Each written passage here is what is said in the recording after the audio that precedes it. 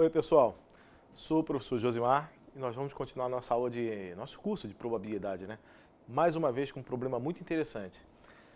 Aliás, esse problema aqui, os historiadores acreditam que tenha sido o pontapé inicial para o estudo de probabilidade, né?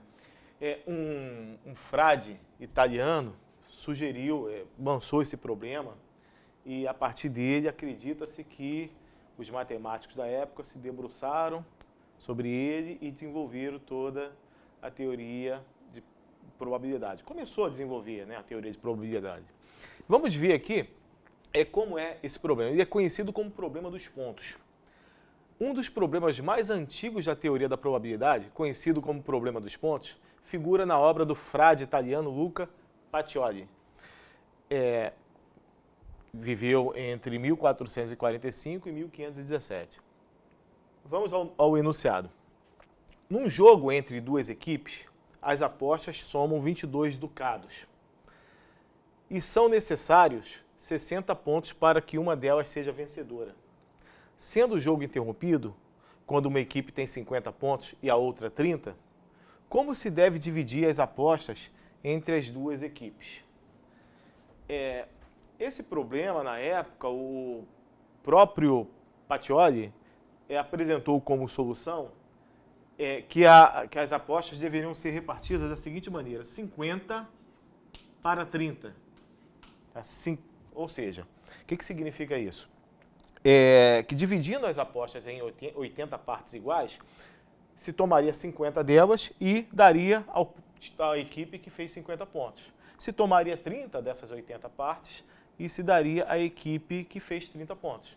Ele imaginou que essa divisão fosse justa, fosse razoável, mas essa divisão ela não é uma divisão justa, né? Um outro matemático italiano, Cardano, famoso matemático italiano, reparou e percebeu o erro do Pacioli e ridicularizou ele, né? Dizendo que foi um erro infantil e apresentou uma outra solução. Só que a solução do Cardano também estava errada, né? E Pascal e Fermat, dois grandes matemáticos franceses, né, tomaram conhecimento desse problema e se interessaram por ele e começaram a estudar e trocaram muitas correspondências falando desse problema. Os historiadores acreditam que aí tenha nascido, né, a teoria da probabilidade. Então vamos estudar um pouco mais sobre esse problema. Bom, deixa eu falar um pouco aqui por que essa solução aqui ela não é boa. Vamos imaginar que um time tivesse feito 10 pontos e o outro 0. E o jogo tivesse sido interrompido e tivesse que se fazer a partida ali, levando em consideração a probabilidade de cada um ganhar, né? Pelo raciocínio do Pacioli, o time que fez 10 pontos levaria 10 partes da aposta. E o time que fez 0 ponto levaria nada, né? Levaria nenhuma parte da aposta. Mas isso é injusto porque o time que tem 0 ponto também tem chance de ganhar, né? Um time tem 10, o outro tem 0. Esse que tem 0 ainda pode virar o jogo e ganhar, tá? Então esse raciocínio não seria um raciocínio justo, tudo bem? E vamos falar um pouco mais sobre esse problema. Vamos dar uma olhada aqui. O que aconteceu? Fermat e Pascal trocaram muitas correspondências, como eu já disse, e ambos resolveram corretamente esse problema, né? Mas os dois, eles precisaram fazer o seguinte: eles reduziram o problema a uma situação mais simples, eles simplificaram o problema, viram o que estava acontecendo, tiraram dali um modelo para resolver o problema e depois atacaram o problema real, né? O problema original. Eu vou colocar aqui a regra, tá, desse problema. Considere que o jogo seja constituído de etapas independentes, onde em cada etapa só uma das equipes ganha apenas um ponto, né? Qualquer etapa vai ter um ganhador e vai ganhar um ponto só, vai ter só um ganhador. E que ambas as equipes possuem a mesma probabilidade de ganhar cada etapa. Bom, a gente pode pensar aqui que cada etapa pode ser um lançamento de uma moeda, né? Um time fica com cara e outro time com coroa. Seria um modelo aí que iria se adequar perfeitamente à situação, tudo bem? Então, são etapas onde cada time ganha um ponto somente. O time vencedor, aliás, ganha 1 ponto somente. E os times têm a mesma probabilidade de ganhar. Vamos pegar aqui uma versão simplificada para a gente poder pensar nesse problema. Uma versão simplificada. Para o caso em que a primeira equipe precisasse de apenas 2 pontos para ganhar, para terminar a partida. Tá? E a segunda equipe de apenas 3 pontos. Como deveria ser feita a divisão, né, da aposta? Eu quero que você me dê aí como deveria ser feita essa divisão. Né? No caso do Patioli, ele apresentou 50 para 30. Estava errado. E aí eu sugiro que você pause o vídeo e tente resolver. E a gente volta em seguida com a solução. Vamos à solução. Antes eu vou lembrar aqui que a primeira equipe precisa apenas de 2 vitórias para ganhar o jogo e a segunda equipe precisa de 3 vitórias para ganhar o jogo. Eu montei uma tabela aqui onde a gente trata a situação, a gente vai avaliar aqui a probabilidade de a primeira equipe ganhar. Né? Quando a primeira equipe ganha, a segunda equipe tem no máximo 2 vitórias. Se a segunda equipe tiver 3 vitórias, ela vai ganhar o jogo. Né? Então a segunda equipe tem no máximo 2 vitórias. Aqui eu tenho as etapas, primeira, segunda, terceira e quarta etapa. Né? Nessa situação aqui, a primeira equipe ganha. As duas primeiras etapas ela ganhou, então ela tem os 2 pontos que ela precisava, então ocorreu vitória da primeira equipe. Nessa situação aqui, a segunda equipe não tem vitória nenhuma. Depois eu analiso aqui a situação em que a segunda equipe tem uma única vitória. Essa única vitória pode ocorrer aqui, segundo o lançamento, né? Ou pode ocorrer na primeira etapa. Tudo bem? Lembrando que a última etapa é sempre uma vitória da primeira equipe para que o jogo acabe. Né? Você não precisa mais de lançamentos depois que a primeira equipe consegue a segunda vitória. Bom, então essas 2 situações aqui são situações onde a segunda equipe tem uma única vitória. Só tem essas 2. Agora as outras aqui eu estou pensando nas situações em que a segunda equipe tem 2 vitórias. Exatamente 2 vitórias. Essas 2 vitórias podem ser nas 2 primeiras etapas, e aí depois a primeira equipe ganha o jogo. Essas 2 vitórias podem ocorrer, uma na primeira etapa e outra na terceira. A última etapa é sempre a vitória da primeira equipe, para que o jogo acabe. Né? Ou essas 2 vitórias podem ocorrer aqui no meio, na segunda e na terceira etapa. Tudo bem? São só essas possibilidades que eu tenho, e não existe situação em que a segunda equipe tenha 3 vitórias. Tá? Então eu tenho essas situações. Vamos só calcular a probabilidade agora. Né? A probabilidade que isso ocorra é meio vezes meio, que vai dar 1/4. 1/4. A probabilidade que isso aconteça é meio vezes meio vezes meio. Eu vou escrever 1/8. Aqui a mesma coisa. Né? A segunda equipe tem 50% de probabilidade de ganhar, a primeira equipe também, a primeira equipe também, na segunda etapa, e na terceira etapa a primeira equipe também tem 50%. Logo, 1/8. De maneira análoga, eu tenho 1 meio vezes meio vezes meio vezes meio, 1 sobre 16, 1/16. Aqui a mesma coisa, 1 sobre 16 e 1 sobre 16. Eu posso igualar esses denominadores todos, escrevendo aqui 4 sobre 16, aqui 2 sobre 16, aqui também 2 sobre 16.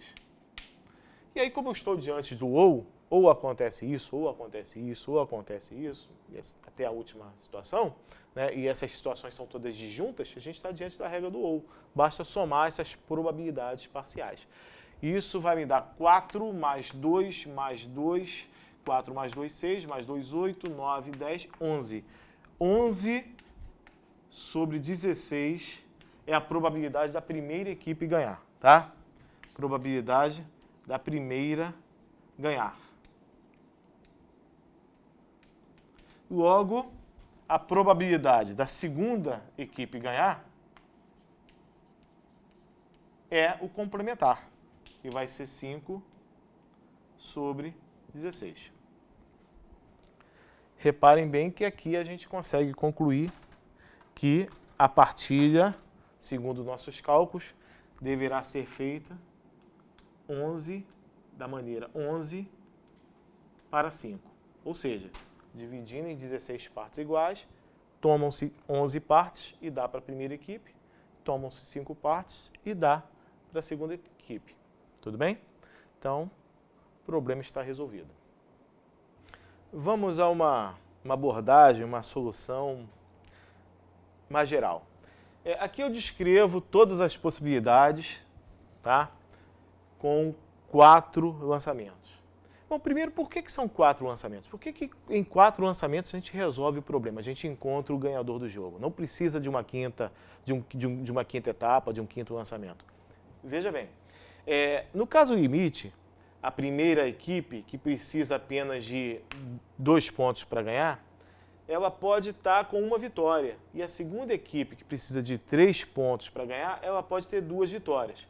Então é possível que com 3 etapas eu ainda não tenha ganhador. Né? É possível que com 3 etapas eu ainda não tenha ganhador. Em mais uma etapa, em mais um lançamento, fatalmente o ganhador vai sair. No quarto, repare que eu tenho 3 lançamentos aqui, 3 etapas. Na quarta etapa, ou o primeiro faz a sua segunda vitória, consegue a sua segunda vitória, ou a segunda equipe consegue a sua terceira vitória. Né? Então o jogo acaba com 4. Então eu posso até generalizar isso se eu quiser. Vamos imaginar que a primeira equipe ganhe com pezinho vitórias. E a segunda equipe ganhe com Szinho vitórias. O caso limite ocorreria com Pzinho menos 1 e Szinho menos 1. Tá? Se cada um tivesse P menos 1, se a primeira equipe tivesse P menos 1 vitórias e a segunda equipe S menos 1 vitórias. No próximo jogo, fatalmente, sai o vencedor. Então, mais um jogo. Então, basta somar o número de vitórias que precisa a primeira equipe, mais o número de vitórias da segunda equipe, e tirar uma unidade para encontrar o número total de lances necessários, né, e suficientes para se conseguir se descobrir quem é o vencedor. No nosso caso lá foram 4 lances. Por quê? Um precisava de 2, a primeira equipe de 2 vitórias, a segunda equipe de 3, 2 mais 3, 5. Tira uma unidade, 4. Então, com 4 lances, a gente resolve essa situação. Então, aqui a gente tem, ao todo, 16 possibilidades. Né? E eu descrevi todas as possibilidades aqui, ó, de vitórias. A gente pode perceber com facilidade que, em todas as situações em que ocorre 2 vitórias da primeira equipe, são as situações em que ela ganha o jogo. Então aqui, ó, vitória da primeira equipe, vitória da primeira equipe, vitória da primeira equipe, aqui também, ó. Basta que tenha 2 vitórias, né? Pronto, acabou. Então nessas 11 primeiras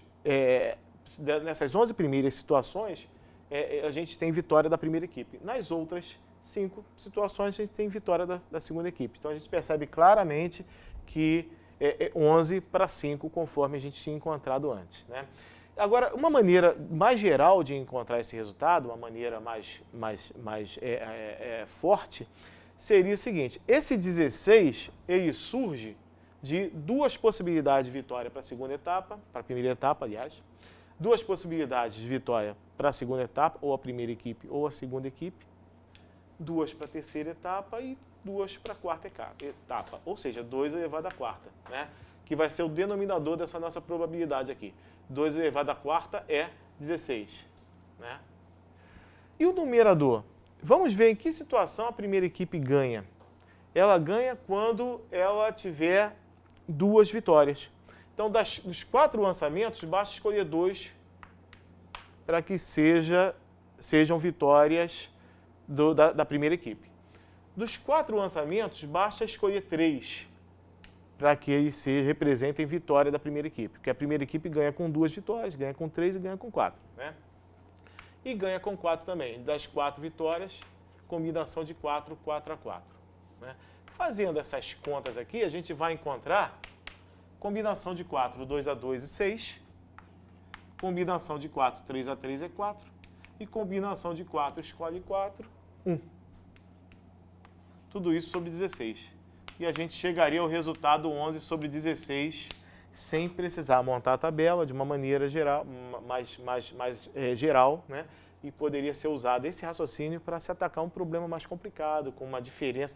Se faltasse, por exemplo, 20 pontos para uma equipe e 30 pontos para outra equipe, né? Então, está aqui a solução, mais uma vez, para o nosso problema. Aliás, a solução não seria exatamente 11 sobre 16, ela indicaria a solução, né? Que a partida teria que ser feita segundo essa forma aqui. 11 para 5. 11 partes para a primeira equipe e 5 partes para a segunda equipe. Tudo bem? Com isso, a gente resolve o problema. E a gente encerra também essa nossa aula.